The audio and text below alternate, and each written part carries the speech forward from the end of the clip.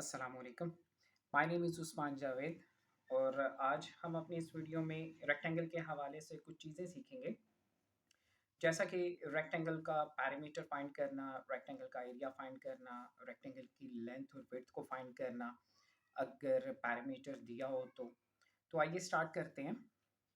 हमारे पास यहाँ पर एक शेप है जो कि रेक्टेंगल ही बनी हुई है। रेक्टेंगल एक ऐसी शेप है जिसकी टू पैरेलल साइड्स जो हैं वो इक्वल होती हैं, यानी इसके तमाम एंड्स पे 90 डिग्री का एंगल सेट हो रहा होता है। इसीलिए तमाम साइड्स की जो लेंथ होगी वो हमारे पास इक्वल होगी।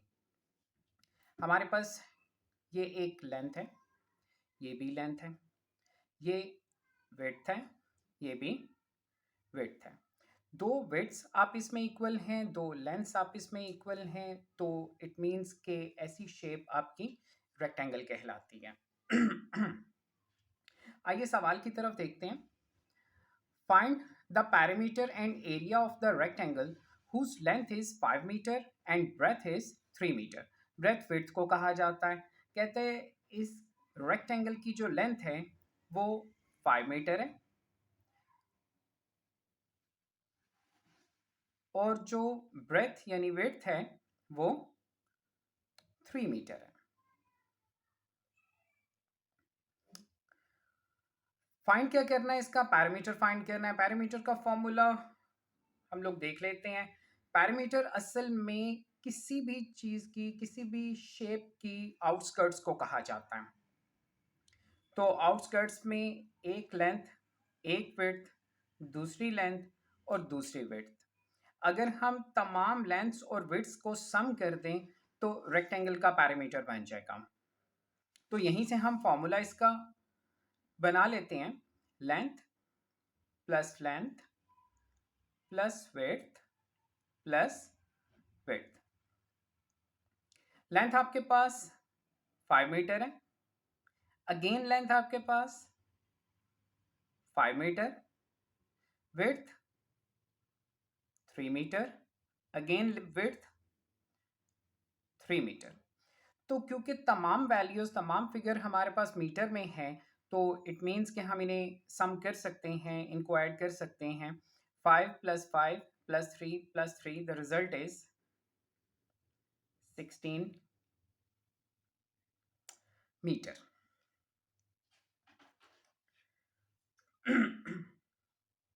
ओके। साथ ही हम लोग देखते हैं, सवाल में उसने पूछा find the perimeter and area. Area की तरफ मूव करते हैं। एरिया का हमारे पास फॉर्मूला है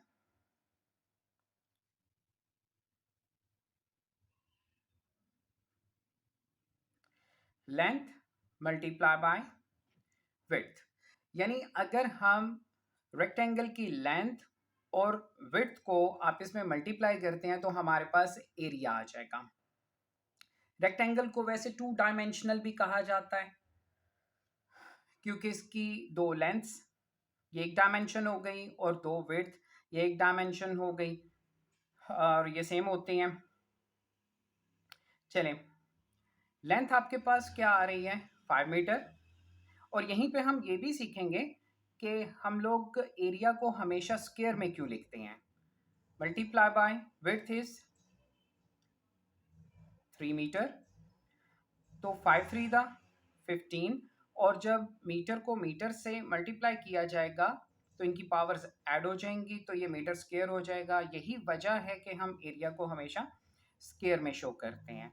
अच्छा, मैंने एक छोटी सी शेप इसकी साथ बनाई भी हुई है ताकि हम एरिया को ज़रा कदरे बेहतर अंदाज में समझ सकें। तो 15 मीटर का बेसिकली मतलब क्या होता है, हम वो अंडरस्टैंड करने लगे हैं। हमारे पास लेंथ 5 मीटर है, विड्थ आपके पास 3 मीटर है।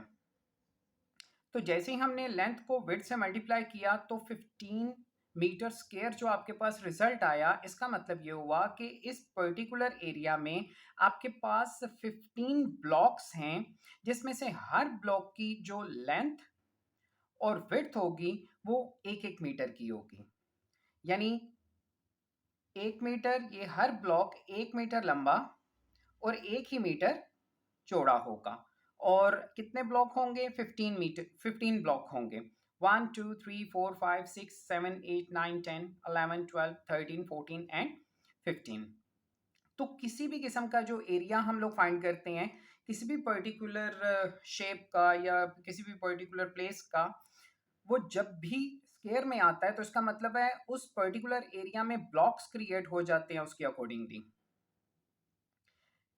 यहाँ पर जो मीटर स्क्वायर है तो इसका मतलब है हर ब्लॉक 1 मीटर लंबा 1 मीटर चौड़ा होगा। अगर फीट स्क्वायर होगा तो इसका मतलब है वो हर ब्लॉक 1 फुट चौड़ा 1 फुट लंबा होगा। इसी तरह अगर हम लोग ये एरिया किलोमीटर्स में ले लेते हैं तो इसका मतलब ये हुआ कि उस एरिया में हर ब्लॉक 1-1 किलोमीटर लंबा और 1-1 किलोमीटर चौड़ा होगा। ये असल में एरिया को हम लोग इस तरह क्लियर करते हैं। चलें अगले क्वेश्चन पे चलते हैं। नेक्स्ट क्वेश्चन में हम लोग अंडरस्टैंडिंग लेंगे कि अगर हमारे पास पैरामीटर गिवन हो तो उसकी मदद से लेंथ और विड्थ कैसे कैलकुलेट की जा सकती हैं। The perimeter of a rectangle is 42 feet and its length is 3 feet less than 5 times its width. Find the dimensions of the rectangle. तो भी हमने देखा कि रेक्टेंगल की टू डायमेंशन है, टू डायमेंशनल है रेक्टेंगल, एक उसमें लेंथ होती है और एक उसमें विड्थ होती है। तो इसका मतलब है इसकी डायमेंशंस मांग रहा है तो लेंथ और विड्थ ही वो आपसे रिक्वायर कर रहा है। And also find the area of the rectangle. तो एरिया का फॉर्मूला हमने अभी देख लिया है। जैसे ही हमारे पास लेंथ और विड्थ सामने आ जाएंगे एरिया का फॉर्मूला लगा के तो हम इसी पर्टिकुलर जो रेक्टेंगल है इसका एरिया भी कैलकुलेट कर लेंगे। चलिए आइए पहले हम लोग देखते हैं विड्थ इज इक्वल टू, इसको लेट करना पड़ेगा हमें। The parameter of a rectangle is 42 feet and its length is 3 feet less than 5 time it's width. कि इसकी जो लेंथ है इसकी विड्थ के 5 टाइम से 3 फीट लेस है। इसका मतलब इसकी जो लेंथ है वो इसकी विड्थ पे डिपेंड कर रही है। तो अलजेब्रिक एक्सप्रेशन देने के लिए हम इसकी विड्थ को लेट कर लेते हैं कि विड्थ आपके पास x फीट है और जो लेंथ है वो स्टेटमेंट के accordingly and its length is 3 feet less, 3 feet less than 5 times it's width. इसकी विड्थ के 5 टाइम्स से 3 फीट लेस इसकी लेंथ बनेगी। और पैरामीटर स्टार्ट में दे दिया हुआ है वो 42 फीट है। अब क्योंकि पैरामीटर आपको गिवन है तो फॉर्मूला ऑब्वियसली पैरामीटर का लगेगा, length plus width is equal to parameter. Length क्योंकि 2 टाइम है तो लेंथ की वैल्यू भी 2 टाइम पुट की जाएगी और विड्थ भी 2 टाइम है तो विड्थ की वैल्यू भी 2 टाइम पुट की जाएगी। तो length is 5x minus 3, 5x minus 3 one time plus length again 5x minus 3 plus width की वैल्यू x है plus x plus again width की वैल्यू x है is equal to perimeter 42 feet है। तो अभी यूनिट के बगैर हम इस पूरे एक्सप्रेशन को सॉल्व कर लेंगे और एंड पे जाके फिर आंसर यूनिट में शो कर देंगे कि फीट में है।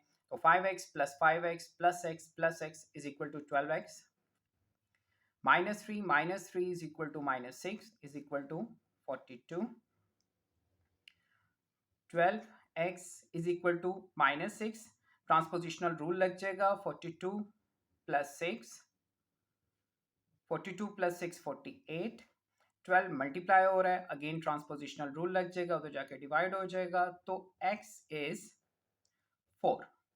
तो क्योंकि x हमने विड्थ रखा हुआ था तो हम कह सकते हैं आपके पास विड्थ 4 फीट है और क्योंकि आपकी लेंथ आपकी विड्थ पे डिपेंड कर रही थी, अगर विड्थ कैलकुलेट हो चुकी है तो इधर से हम लेंथ आराम से कैलकुलेट कर सकते हैं। तो length is equal to 5x minus 3, 5 into x की वैल्यू 4 माइनस 3,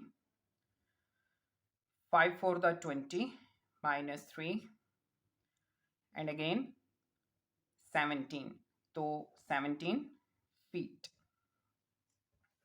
अगर हम इसे चेक करना चाहें तो बिल्कुल आराम से चेक भी किया जा सकता है कि उसने ये कहा था कि इसका जो पैरामीटर है वो 42 फीट है। तो इधर साइड पे रख के इसकी चेकिंग कर लेते हैं। Length plus width plus width is equal to perimeter. तो लेंथ आपके पास 17 plus 17 width 4 plus 4 is equal to 42।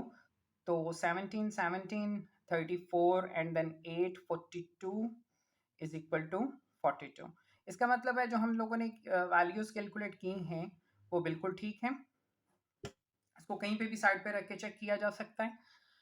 So the second requirement is also find the area of the rectangle. तो हमारे पास क्योंकि विड्थ भी आ चुकी है, लेंथ भी आ चुकी है, तो एरिया हम आराम से कैलकुलेट कर सकते हैं। द फॉर्मूला ऑफ एरिया अभी हमने थोड़ी देर पहले देखा है, लेंथ मल्टीप्लाई बाय विड्थ। तो लेंथ आपके पास है 17 अगेन फीट, और विड्थ आपके पास है 4 फीट। तो 17 multiply by 4, the result is 68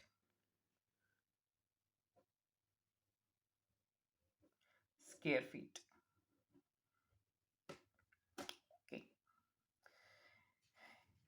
इसी तरह का एक और क्वेश्चन भी है, उसे भी हम प्रैक्टिस में ले आते हैं।